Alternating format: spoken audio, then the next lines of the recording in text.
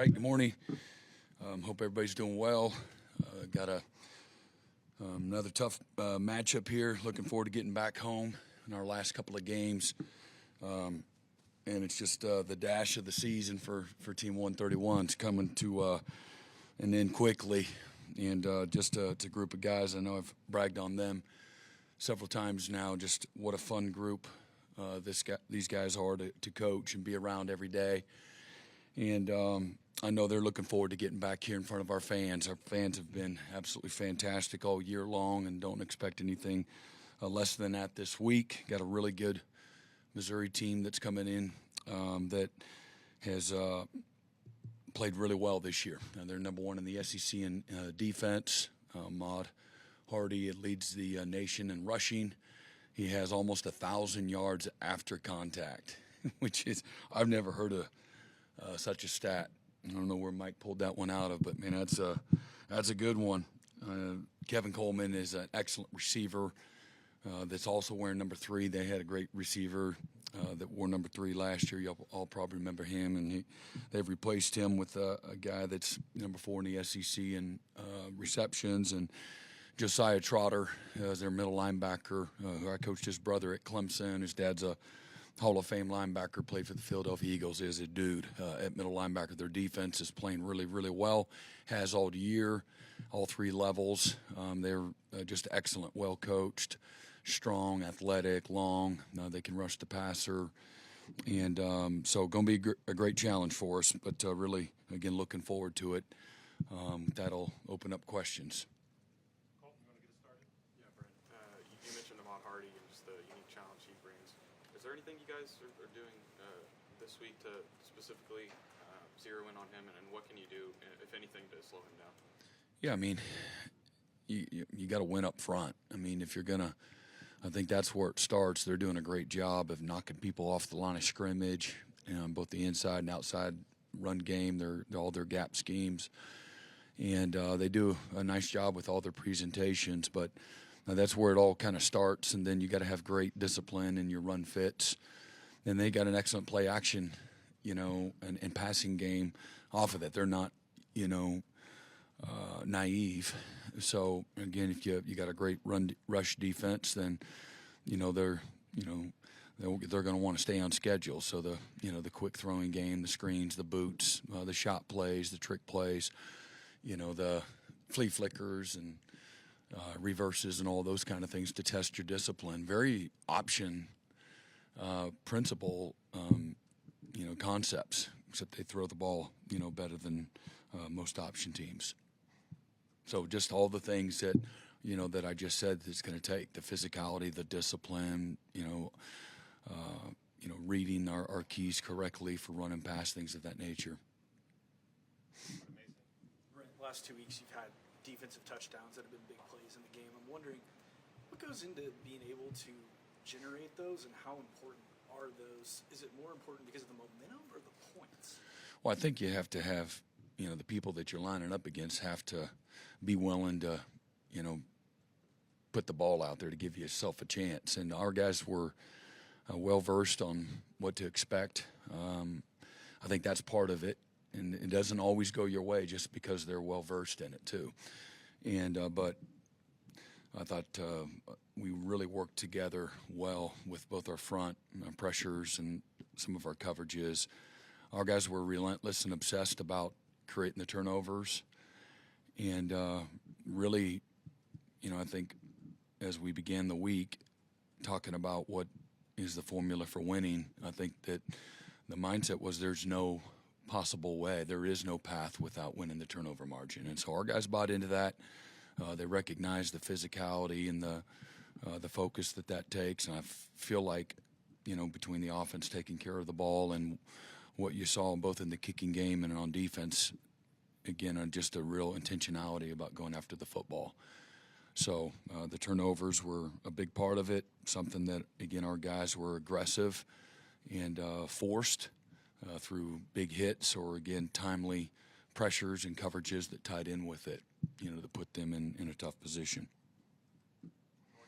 Yeah, Brent, last couple of weeks you guys have been able to lean on your defense and your special teams to win these games. The offense has come up in spots when you needed them to score. How do you balance, though, leaning into that, your defense playing great, your special teams playing great, but also still wanting to be aggressive on offense? Yeah, I mean, that's just what you said. You want to stay aggressive. You got to play smart football. That, again, you always are, working together. What does the winning formula this week look like? And some weeks it's similar. Some weeks it's not, based on matchups and things of that nature. And then the flow of the game dictates it too. Are we winning the line of scrimmage? Are we getting off the field?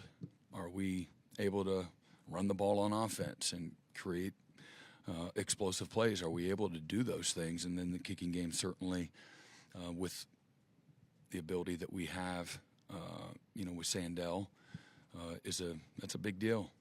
It certainly affected us a year ago with not being able to do a whole lot on offense, and then we were very inconsistent at kicking field goals a year ago, and so now you're kind of forced in those past the logo, around the 40 areas that all the analytics are saying it's a go at 10, 4th and 10, and knowing damn well you haven't seen them get much on 1st and 10, let alone 4th and 10, but you can't make a field goal. So now what do you do? And so we're not in the same position, this year. And again, we've been playing good defense. So those are all just, you got to, be comfortable in the flow of the game based on your strengths and how the game, is going. So we want to be explosive. We want to be better in every area of our football team, let alone, again, the things that we need to do, offensively, to put people in a really tough position and putting pressure on people with the ability to, run the ball and throw it over the top. I think that's the vision for what we want to be, and we got to be better in all of those areas. Mm-hmm. Yeah, Brent, with Missouri, you've had some portal defection history recently. Some recruiting battles, Eli's personality. SEC makes them a permanent or an annual rival. Do you see, is Missouri sort of filling the void of becoming one of your rivals? You used to have 3 natural ones, you're down to 1. Is Missouri going to take that one of those slots?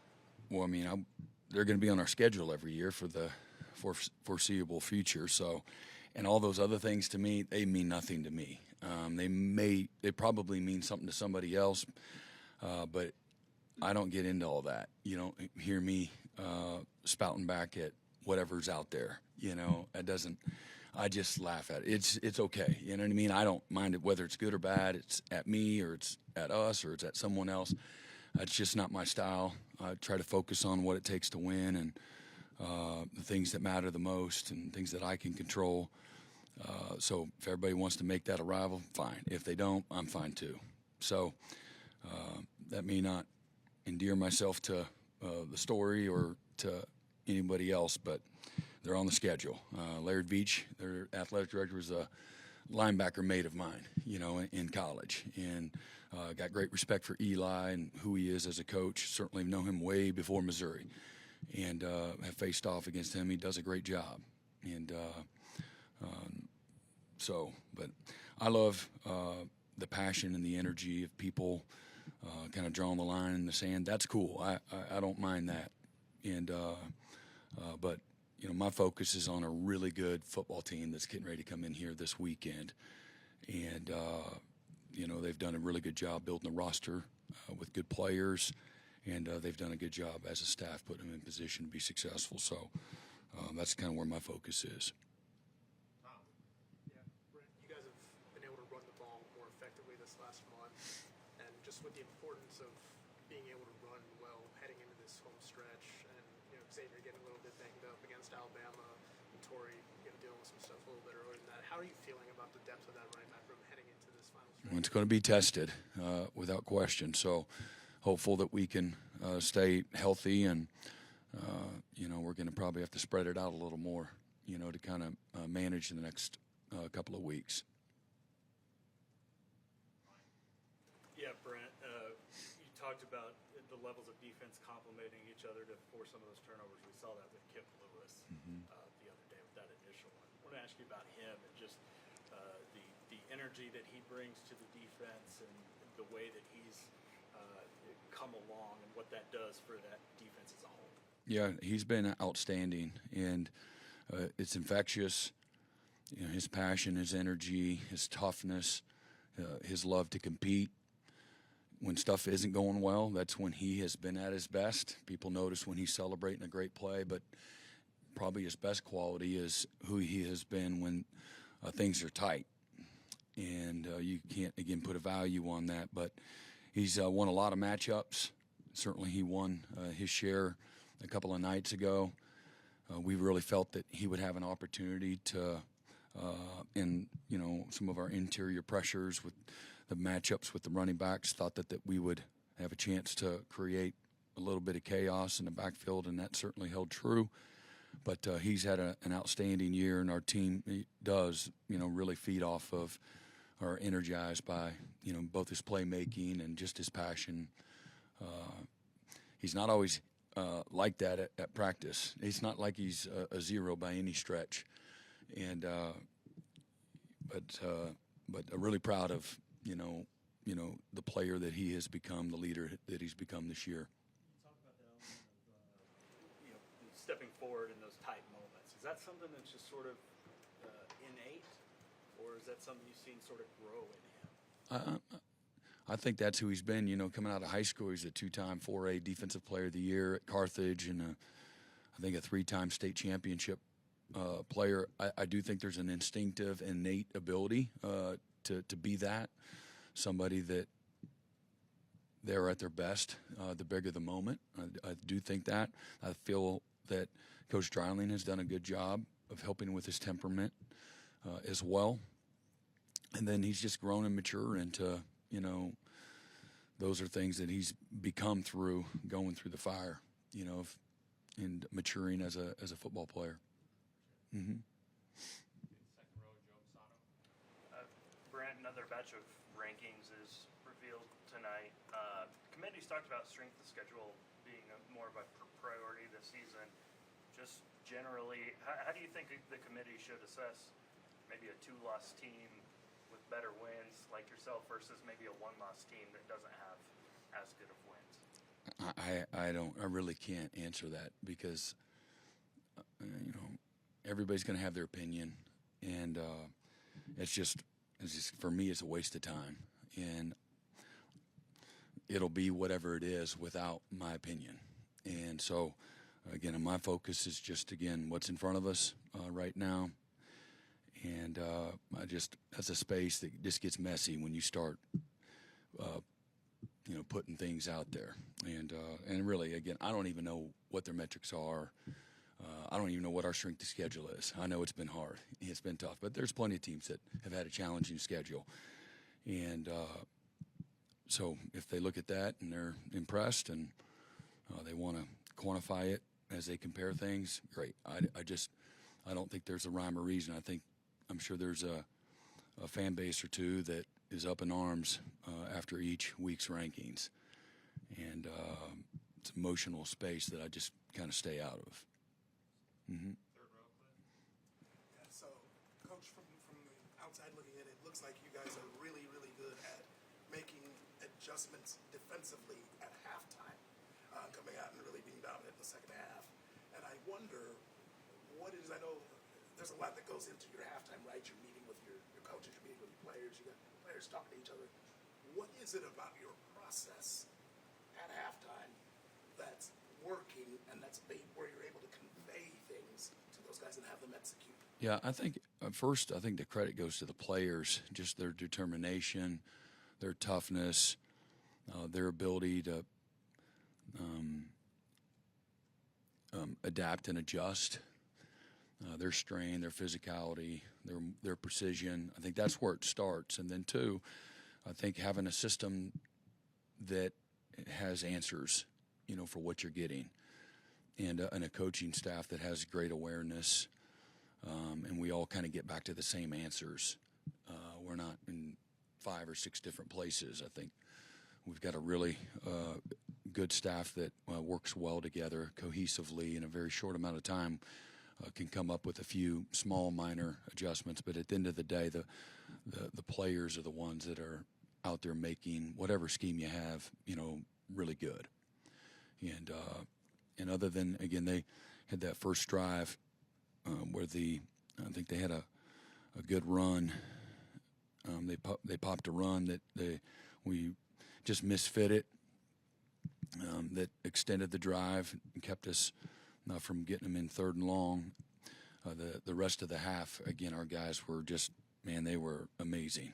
I think they got maybe a first down, maybe 2 first downs actually on that last drive. But some of that is, and not that you ever want to get any first downs. I'd rather have gotten off the field on 4th and 1. But some of that, the clock was their enemy, and keeping the ball in front of us, was working, really well too, and making them burn the clock. But really, I thought the second half, was a really, dominant finish, for the defense.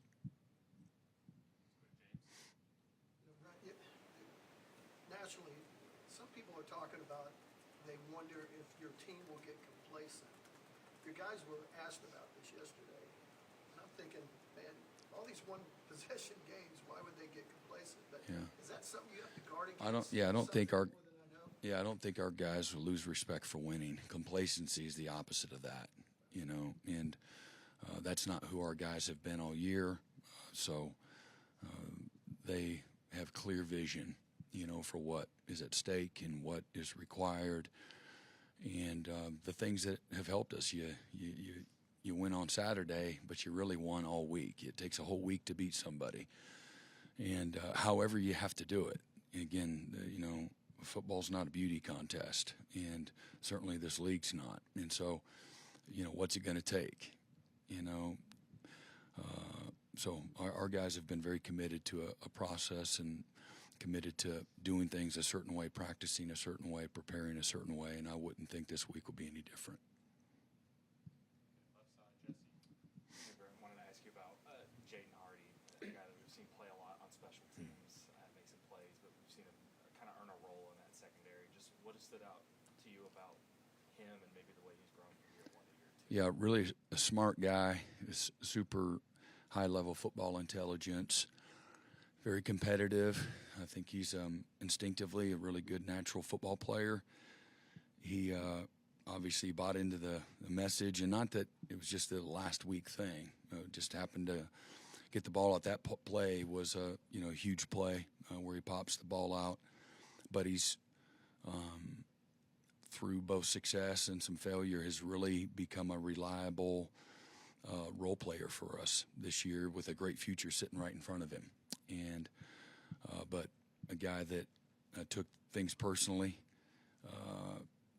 and Coach Hall could better testify to some of that. But really, again, I think he played around 30 plays. Half of them were on special teams, and just was a guy we talked about in front of the team, on Monday, that in this role, this opportunity to impact and influence, the game, only happens when somebody buys into that role and they're prepared to come off the bench or to be a special teams player and take it like, I'm a starter. I'm a starting football player in the SEC, one of the best programs in the country. And so the detail, the precision, the preparedness is very real, and proud of him. And huge play, one of the, again, top 4 or 5 plays in that game that impacted the outcome. Yeah, Brent, you would stand up here and say those turnovers will be right on time, but when they weren't, was it a challenge, or how big of a challenge was it to keep them disciplined so that they didn't go, do something out of character to try to force the action? Yeah, that's, it's a good question and kind of a perception, because that's very real. And maybe, again, what does that look like? Well, that now you're getting out the confines of how you play the game, and maybe you're ripping at the ball more than you are actually tackling and putting your pads on people and running through people. And now you're not tackling and you're not forcing turnovers. And so I think our guys have had a balance there. We stress it every day because we do a turnover circuit every day. and you're always, even through that, you're always looking at other resources to put in front of the players. Now, we watch a lot of NFL tape. Maybe it's 2 minutes a day, but you start the meeting with, these players that the players really look up to. Look at these guys, ripping at the ball and popping the ball out, and showing the offense the same thing. Watch what the defense is emphasizing, and look at it's the guy that you don't see, and things of that nature, and how the magnitude of those plays, to impact a game. So just continue to keep feeding, that part of the mindset and the process of how you play really good defense. And then again, here late, we've been a little more fortunate to force those turnovers, and they're huge in these games that are decided by one score. And when you're not getting them, it puts a little more stress on every other part of your team. And you don't have the short field goal for the kicker, or the short field for the offense to go operate and start to get in a rhythm and create a lot of pressure on people. So when you're not getting them, it does you inherently, every other part of your team, is a quote-unquote a victim to that as well. Just like if a year ago, we were turning the ball over a lot. And my challenge to the offense then was, it's not just you get a run off the field. Every part of our team feels that. It bleeds over into every part when you're not taking. I think we lost a turnover battle maybe 4-1 at Missouri last year. We scored a defensive touchdown. They scored a defensive touchdown to ultimately win the game right there at the end once we had it tied up. So nothing impacts a game like turnovers. It always has been that way. It's not a new thing. At every level of football, you win the margin, you have a much better chance to win the game. You score defensive touchdowns, you have a much better chance to win the game. So, hopefully we'll be able to continue that trend, that it would be huge, to be able to, take the ball away from a ball control type of offense. Those turnovers, always facing option teams in the past, those turnovers, in a game where possessions are already limited, now all of a sudden you take away a possession or two from somebody, it can be catastrophic. Brent, I'm curious, what was your conversation with Joe Castiglione like after the Alabama win? Well, we talked about just the vision that Joe Castiglione and Joe Harris had, just going to the SEC, making that decision, being on the stage in games like, the magnitude of what last week was in several games this year, and, things kind of falling into place. And so that's some of that kind of stuff. But it's been great. I have great appreciation and respect for Joe and the support and his steadiness through just navigating a lot of choppy waters over the last several years with the challenges, the landscape of college football, and then moving to, a new league and everything that goes into that. There's a lot of layers to it. And he's had incredible, strength and leadership through all of that. Talk about Jaden Hardy and some of these role guys on defense. Just want to ask, what about your defense allows it to be as effective when these backups and role guys are in it? It says a lot about their commitment, their process, their ability to handle the depth of, what we do from a mental standpoint, a scheme standpoint. We've recruited some really good players, and but they got to be coached, and they have to put in, more than what's required to be able to play fast and aggressive and things of that nature. So you see a lot of that, just look at the guys that were freshmen a year ago, whether it's Boganowski or it was Powers, it was Hardy, it was David Stone. It's just to name a couple of guys, and where they're at now, or even Day Jordan. How about that forklift on the running back, 245-pound running back, and winning that matchup, and a huge play in the game. But those are guys all true freshmen a year ago, and everything is, they can get overwhelmed, and there's the whole paralysis by analysis. And just several months later, a short time later, man, they're in different hemispheres, their ability to play and execute, their confidence, the game slowing down, and they're just kind of getting started.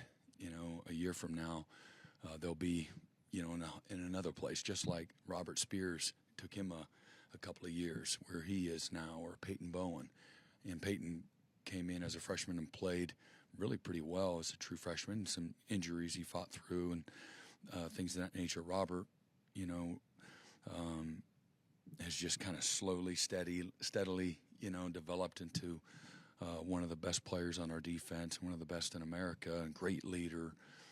But I know I've talked about him several times, what he was like as a freshman, just not ready mentally, and X's and O, all of those things, you know, how to compete. But really proud of it. There's a lot of work that goes on. You all see him be successful on Saturday, and there's a lot that goes into the commitment, the sacrifice, the consistency, the details.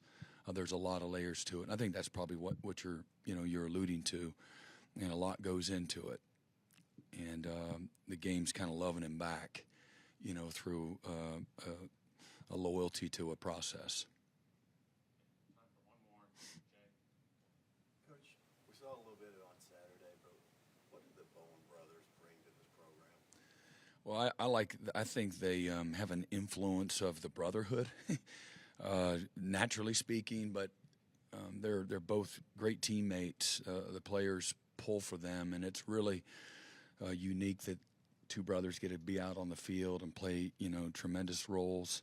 You know, they're both excellent players, elite at what they do, and so that's a lot of fun for everybody to celebrate their successes and things like that, and to watch them. Man, what a gift that is, you know, for brothers to be able to do that on this journey. You know, life's so short, and for them to be able to go from high school to college and both like be up here in the rare air as players is a really cool thing to kind of witness and be a part of. Myron, what you got? Playoff, 2 wins away. Do you want your guys even talking about that? Do you talk to them about it? They ask you about it? I mean, I would like. We don't have a no playoff policy in our building. We just don't. That's not something that leads the topic of conversation. My job is to not be naive, to try to, you know, protect an environment and try to help them think the right way, and to be committed to a process that is void in distractions and things that can work against you. And but I'm like I said, I've been doing this a long time, and know that, you know, you're not going to be able to completely and totally. You guys lead off a lot of conversations and try to take them down that road. And but again, you know, we've got a lot of work to do, and that is so far away, in my opinion. And maybe in a few more weeks you're talking about that, but we've got a lot of work to do, and you know, a lot of challenges that are sitting in front of us. So that's really kind of the conversation. There takes a certain level of maturity to look at it the right way, and you know, we have enough really good older mature leaders that kind of set the tone every day for that. And so I'm thankful for those guys that have been able to do that. You know, I just look at a body of work. You know, maybe it just kind of one day at a time. You beat them on Saturday, you beat them on Monday, and they got to have a great day Monday to have a great Saturday. So we had great focus and energy in the detail. You're learning a complete and total new DNA that doesn't look anything like Alabama. And so, you know, where are we mentally when it comes to that? And I thought we were in an excellent, you know, space. So you go home, you know, 11 o'clock last night, and you feel pretty dang good about the focus and the mindset of the team where we're at. All right. You all have a great day. You got it.